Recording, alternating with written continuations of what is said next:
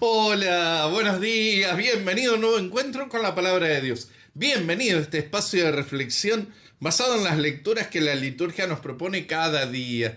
Martes de la 28ª semana del tiempo durante el año.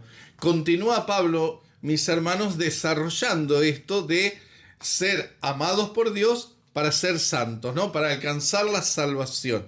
Por eso nos recuerda cómo funciona, podríamos decir, este motor, la dinamis, lo que nos pone en movimiento, el poder de Dios. Funciona por el Evangelio, por el anuncio del Evangelio. El anuncio del Evangelio que nos lleva a la fe, y en la fe, al creerle a Dios, tenemos esa vida o comenzamos a vivir esa vida nueva. Por eso lo primero que tengo que reconocer es que la buena noticia que Dios me da es: yo te amo. Y que a partir de ahí comienza una vida nueva. Pero claro, para que esa vida nueva se haga realidad en mí, yo tengo que creerle a Dios. No solo creer en Dios, yo tengo que creerle a Él. Porque solo en la fe descubro que el Evangelio es el poder de Dios, la fuerza de Dios para darme la vida nueva. Si no, seguimos en la idea de que depende de nosotros, de que es mi esfuerzo, de que yo conquisto el cielo, de que yo hago mi conversión. Y Pablo nos está diciendo: cuidado, cuidado con esas ideas. Una cosa es que tus acciones cambien por el encuentro con Dios, por saberte amado por Dios, y otra es que cambies para que Dios te ame. Ya lo vamos a ver dentro de unos días. Pablo va a volver a insistir en esta idea. Pero hoy necesitamos empezar a entender esto, porque cuando yo entiendo que el deseo de Dios es mi salvación, cuando entiendo que el deseo de Dios es mi plenitud, cuando entiendo que el deseo de Dios es mi santidad, vamos a entender también mejor la gravedad del pecado en nuestra vida. Que ya comienza Pablo a decirlo, porque dice: todo lo que podemos conocer de Dios ya más o menos está a la vista. Lo podemos reconocer, pero, dice, Dios te abandona cuando vos decidís no hacerle caso. Dios te abandona no en el sentido de que se aleja, sino te deja que te hagas cargo de las consecuencias. Ya lo vamos a ver mucho más claramente mañana, mis hermanos, cuando Pablo nos hable del pecado. Pero hoy lo que tenemos que preguntarnos es: ¿creo yo en el Evangelio? ¿Creo que el Evangelio es el que me da la fuerza, la dinamis de Dios, la fuerza de Dios para vivir este camino de santidad? ¿Creo que es justamente el deseo de Dios que yo sea santo? ¿Creo o estoy todavía dudoso porque yo que soy pecador, yo que soy esto? Porque hoy Pablo nos dice: lo de ayer era una verdad que vos hoy tenés que creer.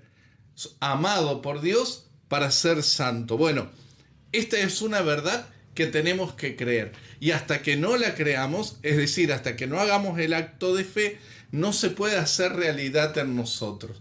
Por eso la importancia de ir revisando nuestra vida. ¿Cómo me muevo? ¿Por qué me muevo? ¿Qué es lo que me mueve a ir haciendo las cosas?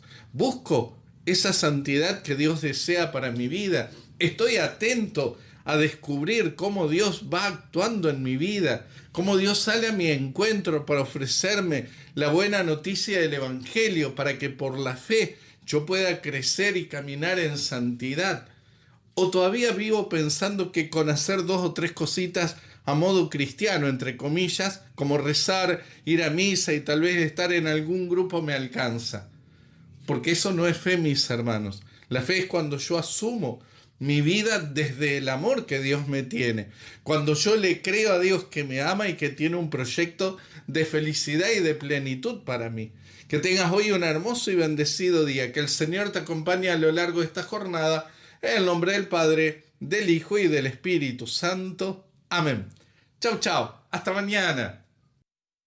Creo en ti. Creo en ti. Creo en ti. Creo en ti, Señor.